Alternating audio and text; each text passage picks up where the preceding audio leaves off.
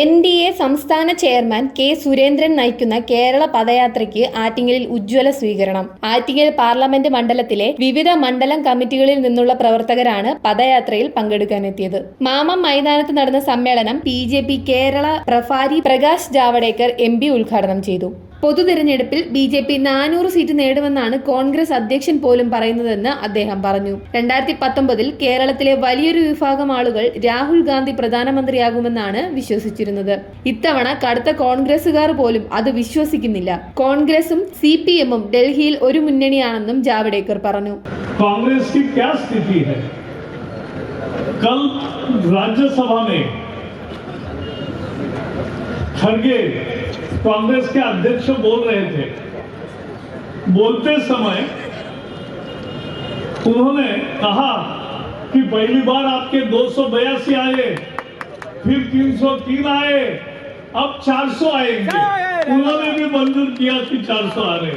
हमने सबने तालियां बजाई और उनको धन्यवाद दिए.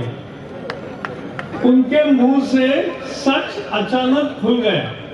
अब किसी को भी पूछो, ये ट्रक वाला जा रहा है या बाकी कोई जा रहा है, किसी को भी पूछो कौन देश का प्रधानमंत्री बनेगा, उत्तर एक ही है, प्रधानमंत्री नरेंद्र मोदी बनेगा.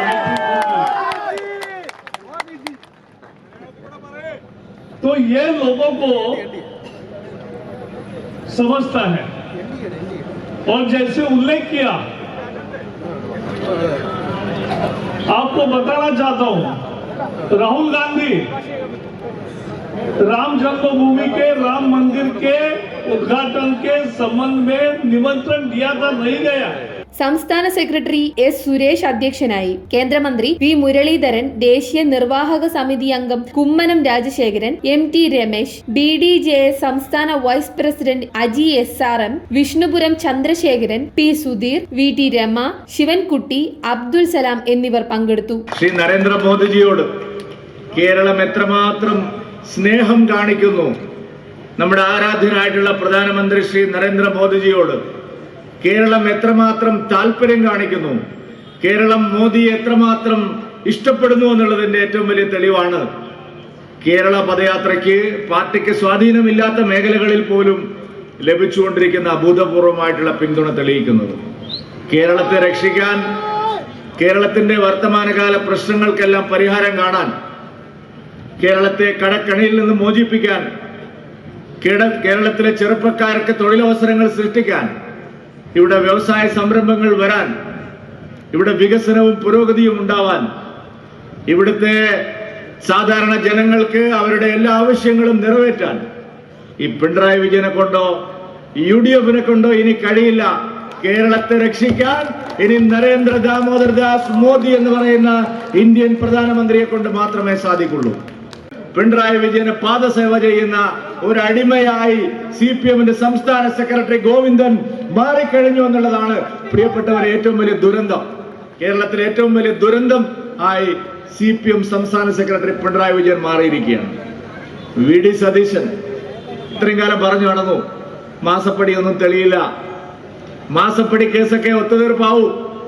പ്രധാനമന്ത്രിയെ കൊച്ചിയിൽ വന്ന് മുഖ്യമന്ത്രി കണ്ടു, കൈപിടിച്ചു, യാചിച്ചു, കണ്ടില്ല, ആ നിൽപ്പ് എല്ലാം തീർന്നു.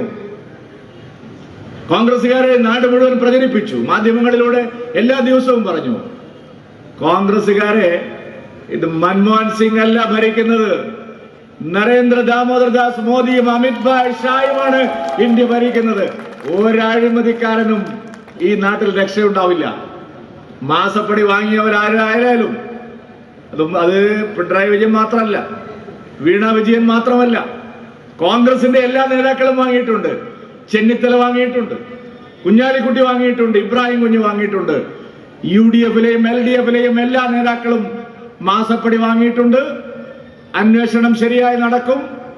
ശരിയായി നടന്നാൽ കേരളത്തിലെ LDF-ന്റെയും UDF-ന്റെയും നേതാക്കന്മാരുടെ മുഖം മൂടി അഴിഞ്ഞ് വീണ് ഇവരാണ് കേരളത്തിലെ രണ്ട് മുന്നണികളെയും നയിക്കുന്നതെന്ന് ജനങ്ങൾക്ക് ലജ്ജയോടുകൂടി കാണേണ്ടി വരും ഈ നേതാക്കളെ. കഴിഞ്ഞ നിയമസഭാ തിരഞ്ഞെടുപ്പിൽ ആറ്റിങ്ങൽ മണ്ഡലത്തിൽ UDF സ്ഥാനാർത്ഥിയായി മത്സരിച്ച RSP നേതാവ് A. ശ്രീധരൻ ഉൾപ്പെടെ വിവിധ രാഷ്ട്രീയ പാർട്ടികളിൽ നിന്ന് നിരവധി പേർ സമ്മേളനത്തിനെത്തി BJP അംഗത്വം സ്വീകരിച്ചു.